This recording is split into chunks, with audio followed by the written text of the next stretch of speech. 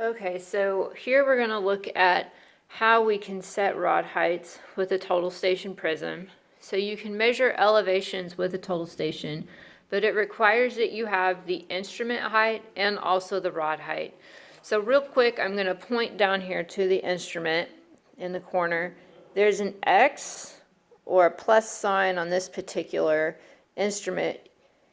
Once it's on the tripod, you would take a tape measure and put the end of the tape measure down on the control point and pull the tape until you are able to read what is on the X. And then you would enter that either into your total station, or you can write it down for calculations, or you can either also put it into a data collector.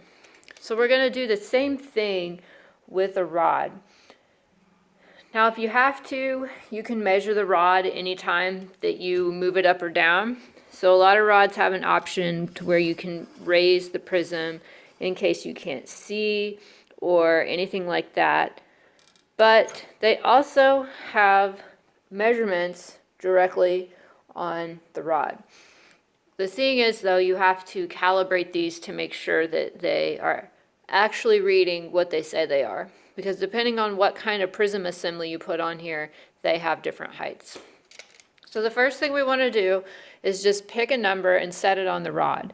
You can see that I've set 5 foot on this rod, but I need to check that it actually measures 5 foot. So I'll put the end of my tape measure at the tip of the rod, and I will bring this up to see where I'm at the center of the prism. So this particular one looks like that it's at about 4.96 or 97, right in that range. So we're not at the 5 foot mark. We need to make some adjustments. We need it to raise up a few hundredths.